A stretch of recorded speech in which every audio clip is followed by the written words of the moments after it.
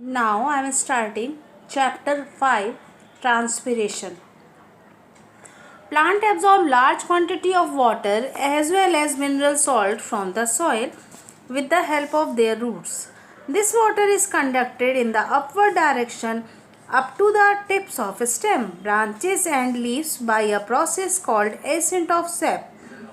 From the absorbed water, only 1 to 2% is utilized by the plant for the purpose of photosynthesis and other processes. The remaining 98 to 99% water is lost by the process of transpiration through the exposed surface of the plant. Major part of plant is lost by way of transpiration from the leaves which have large surface area.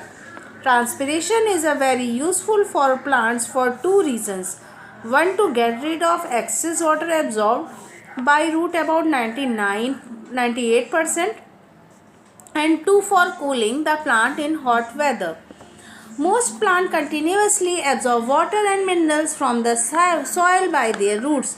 The quantity of the water absorbed by plant is huge, but they retain just a very small part of it for their use in vital activities and lose rest of it as vapors to the atmosphere. This water loss takes place through surface of aerial part of the plant, such as stem, leaf, bud and flower.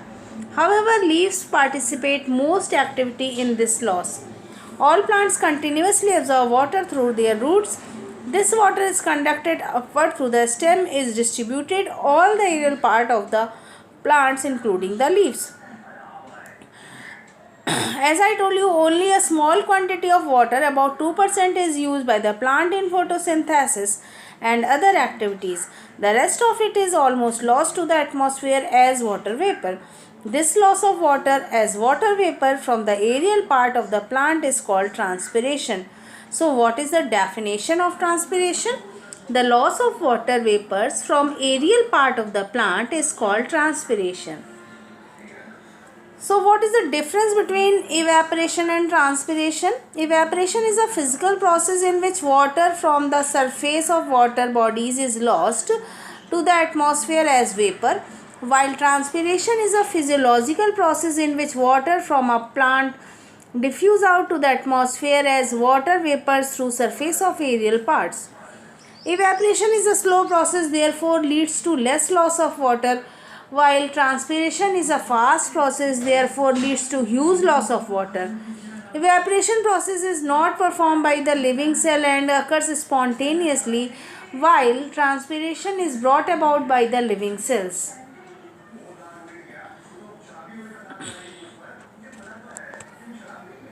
Now I am talking about the process of transpiration. The loss of water in the form of vapors from the aerial exposed part of a plant is called transpiration. It can be shown with the help of experiments. So I am explaining experiment 1 to demonstrate the process of transpiration. Take a medium-sized well-watered potted plant, cover the plant with a transparent polythene bag and tie its mouth round the base of the stem. Leave the plant in sunlight for an hour or two. Drop of water will soon appear on the inner side of the bag due to saturation of water vapor given out by the leaves. A similar empty polythene bag with its mouth is tied and kept in sunlight will show no drops of water.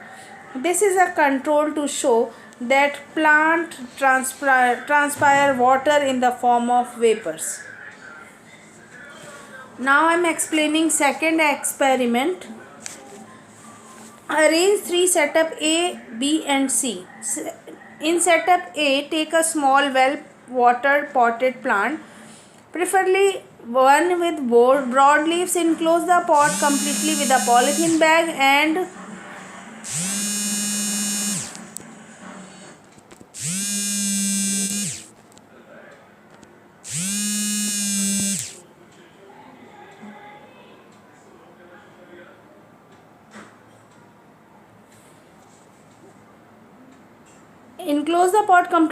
polythene bag and tie the mouth of the bag firmly around the base of stem.